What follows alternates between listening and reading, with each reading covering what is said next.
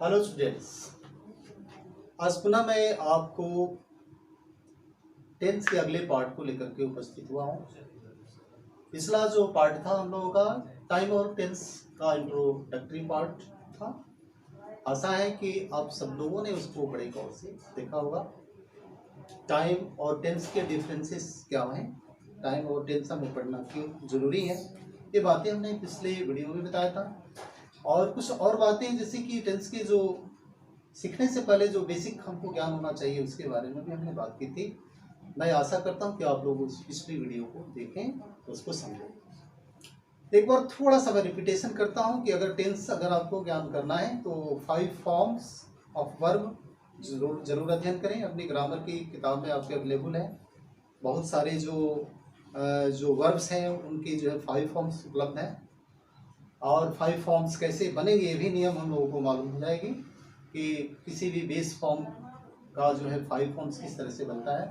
और फिर आपको कर्ता, क्रिया और कर्म की पहचान मैंने पिछले वीडियो में बताया था, वो भी आपको ज़रूर ज्ञान होना चाहिए।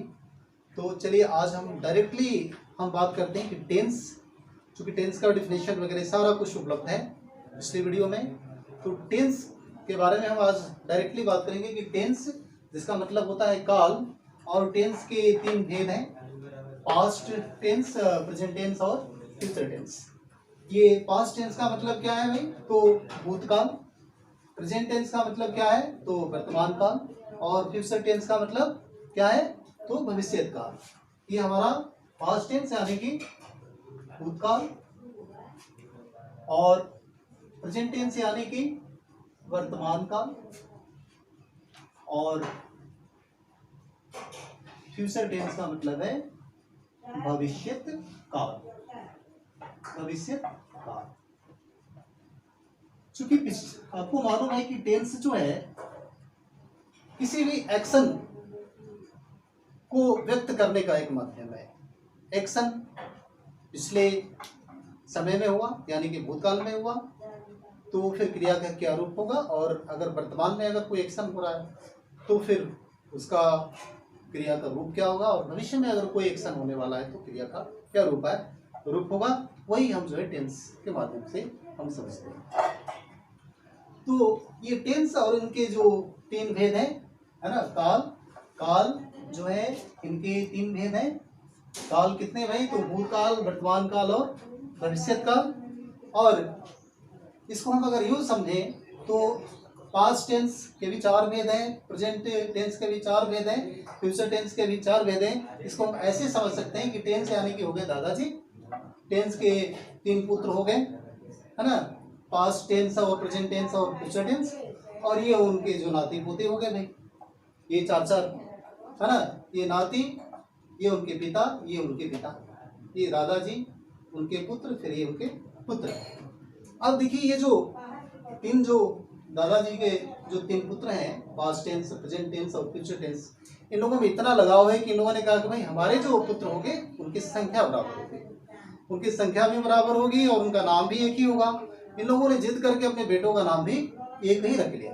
देख सकते हैं कि इसने भी अपने बेटे का नाम इंडेफिनिट रख लिया, प्रेजेंट ने भी जो है अपने बेटे का नाम इंडेफिनिट, फ्यूचर ने भी अपने बेटे का नाम इंडेफिनिट। अब समस्या ये आई कि आखिर इन तीनों के बेटों को हम अलग अलग कैसे पहचानेंगे, क्योंकि सबका नाम तो एक ही रख दिया।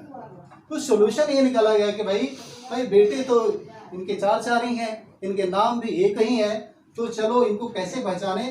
तो पास्ट टेंस के जो बेटे थे उनके पहले हमने लगा दिया पास्ट, ये हो गए पास्ट इंडेफिनिट। और ये प्रेजेंट टेंस के जो बेटे थे ये हो गए प्रेजेंट।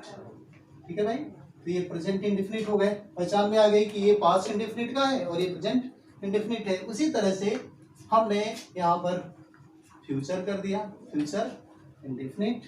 फिर यहाँ पर हमने पास्ट सबने जोड़ दिया, ये पास्ट हो गया, ये पास्ट हो गया, ये पास्ट हो गया। ठीक उसी तरह से यहाँ पर प्रेजेंट प्रेजेंट प्रेजेंट यानी कि present indefinite, present continuous, present perfect और प्रेजेंट परफेक्ट कंटिन्यूअस। उसी तरह से present indefinite, present continuous, present perfect और प्रेजेंट परफेक्ट कंटिन्यूअस। क्लियर। अब टेंस के जो है कुल मिला जुला करके कितने वंशज हो गए, यानी कि 12 हो गए। एक टेंस कितने प्रकार का हुआ, यानी कि 12। ये 12 के 12 जो टेंस है इन्हीं के माध्यम से हम तीनों कालों को, यानी कि भूत काल यानी कि बीते हुए समय को, और प्रेजेंट काल यानी कि अभी जो चल रहा है उस समय को, और जो आने वाला जो समय है उसको व्यक्त करेंगे। हमने ये भी देख लिया कि इन चारों की 4-4 जो है, तीनों की 4-4 भेद है। तो ये हुए 12। और मोटे तौर पर हम कैसे पहचानेंगे, क्योंकि हम तो भाई हिंदी से अंग्रेजी सीख रहे हैं। हिंदी से जब अंग्रेजी सीख रहे हैं तो हमें पहले तो ये जानना पड़ेगा कि हिंदी का जो वाक्य है आखिर वो किस टेंस का, हमें पहचानने की जरूरत पड़ेगी, तभी तो हम अंग्रेजी सीखेंगे ना। तो आइए हम पहले मोटे तौर पर ये समझ लेते हैं कि हिंदी जो भी वाक्य होगा उसके अंत में था, थी, थे, कोई भी हिंदी का वाक्य हो, था, थी, थे, तो ये एकदम बिल्कुल हमको समझ जाना है कि ये पास्ट टेंस का हिंदी का वाक्य है। उसी तरह से जिस वाक्य के अंत में है, हो, हूँ इत्यादि हो, तो भाई वो समझ लीजिए कि प्रेजेंट टेंस का है मोटे तौर पर। और फिर जिस हिंदी के वाक्य के अंत में गा, गी, गे इत्यादि लगाओ तो निश्चित रूप से हम कह सकते हैं कि ये जो है भविष्य काल का वाक्य है, हिंदी का वाक्य।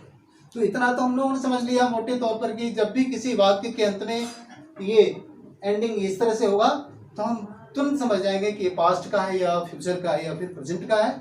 अतः अब हम थोड़ा सा एक उदाहरण के द्वारा इसको पहचानने का प्रयास करते हैं। जरा मैं कुछ सेंटेंसेस में लिखता हूँ तो आपको निश्चित रूप से आप देखेंगे तो समझ जाएंगे कि ये जो एक सेंटेंस जो सर ने यहाँ पर लिखा वो किस काल से संबंधित सेंटेंस है। हिंदी का वाक्य मैं लिख रहा हूँ, आशा है कि आप देखते ही समझ जाओगे कि ये किस टेंस यानी कि किस काल से संबंधित ये वाक्य हिंदी का इन्होंने लिखा हुआ है। तुरंत ही आपको पहचान में आ जाएगी, जैसा कि मैंने आपको ये बताया। तो वाक्य नंबर 1, सोहन किताब पढ़ता है, किताब पढ़ता है। चलिए ये आप लोगों से भी पूछेंगे, हम भी बताएंगे। वे लोग घर जाएंगे, 3, सीता खाना खा रही थी,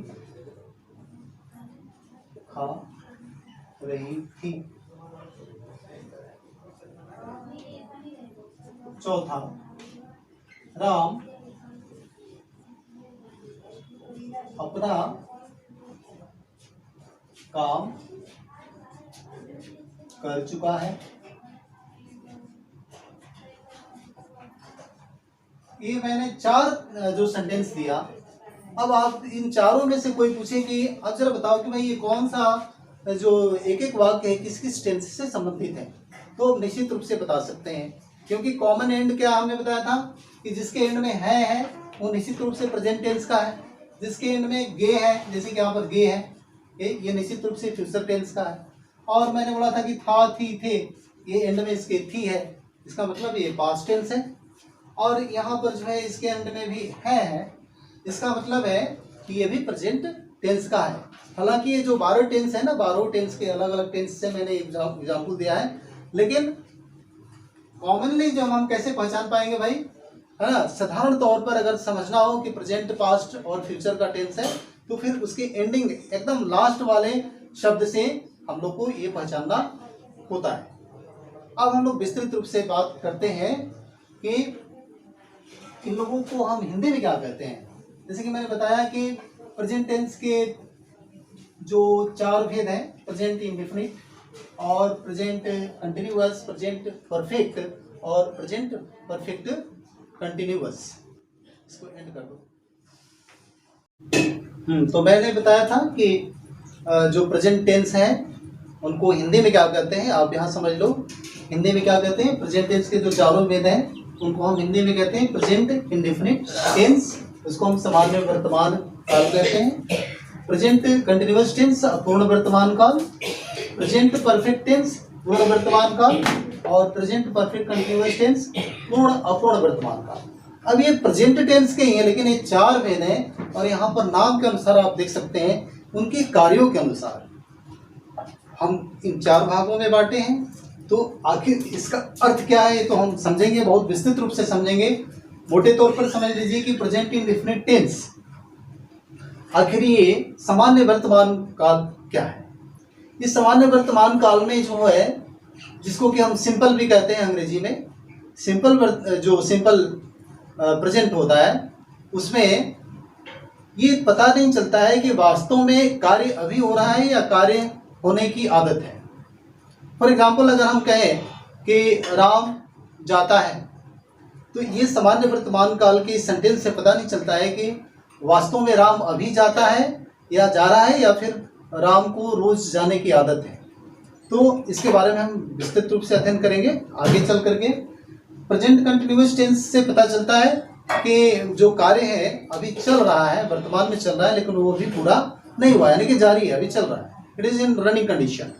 और फिर प्रेजेंट परफेक्ट टेंस यानी कि पूर्ण वर्तमान काल, वो एक्शन जो कि पूर्ण भी हो चुका है, लेकिन बिल्कुल फिलहाल ही वर्तमान काल में ही है। अभी ये नहीं कि वो कल हुआ था, आज ही हुआ था, अभी हुआ था, इसलिए उसको हम पूर्ण वर्तमान काल कहते हैं। और प्रेजेंट परफेक्ट कंटिन्यूअस टेंस में जो है, कोई कार्य पहले से चलता हुआ आ रहा है, अभी भी चल रहा है ना।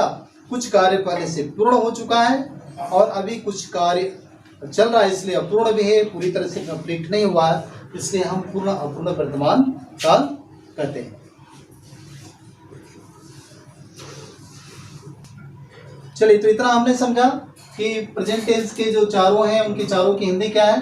तो अगर हम पास्ट टेंस लें, पास्ट टेंस की जो चारों जो भेद हैं, यहाँ पर हम पास्ट का ले लेते हैं, तो यहाँ पर ये बदल जाएगा, क्या चीज़ हो जाएगा, ये पास्ट इंडेफिनिट टेंस हो जाएगा, यहाँ पर ये पास्ट कंटिन्यूअस टेंस हो जाएगा, फिर ये पास्ट परफेक्ट टेंस हो जाएगा, और फिर ये पास्ट परफेक्ट कंटिन्यूअस टेंस हो जाएगा। फिर ये वर्तमान काल हटा देंगे सबके, इसमें ये क्या हो जाएगा, वर्तमान काल को हटा देंगे तो क्या हो जाएगा, ये भूतकाल हो जाएगा, सामान्य भूतकाल, फिर अपूर्ण भूतकाल, और फिर ये पूर्ण भूतकाल, और फिर पूर्णापूर्ण भूतकाल, ये हुआ। पुनः हम जो फ्यूचर टेंस में जाएंगे, तो फिर यहाँ पर भी वही बात करेंगे कि यहाँ पर फ्यूचर टेंस का, यहाँ पर फ्यूचर हमने ऐड कर दिया, यहाँ पर फ्यूचर कर दिया, ये फ्यूचर हो गया, फ्यूचर इंडेफिनिट टेंस हो गया, तो सामान्य भविष्यत काल हो गया, यहाँ पे सामान्य भविष्यत काल, भविष्यत काल। फिर ये पास्ट हटाया हमने,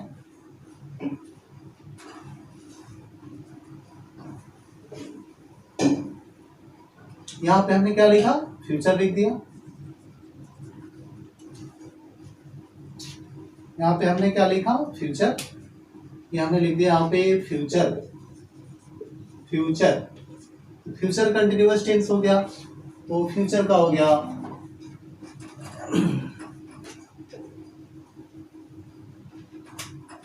अपूर्ण भविष्यत काल।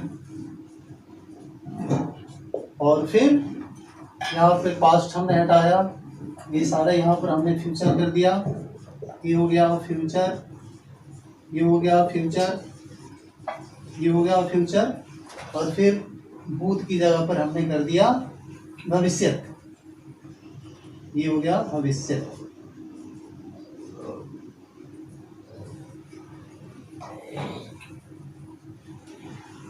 भविष्यत काल, भविष्यत काल। तो आज चूंकि लंबी वीडियो ना हो, इसलिए मैं इतना ही आप लोगों को ये मैंने प्रकार बता दिया, लेकिन मैं आप लोगों को सजेस्ट करूं ये कि आप लोग क्रिया के पांचों रूप को, जो इम्पोर्टेंट 5 रूप हैं, उसको याद कर लें। और फिर जो कर्ता कितने प्रकार के होते हैं, तो वो कर्ता जो है उनके ऑब्जेक्टिव केस क्या होते हैं, उनके नॉमिनेटिव केस क्या होते हैं, उसको भी मैंने बताया है। फिर अगली बार जो अगली वीडियो होगी उसमें भी एक बार मैं फिर रिपीट करूँगा। तो अभी इतना आप लोग अपनी कॉपी में लिखो, इसको याद करो।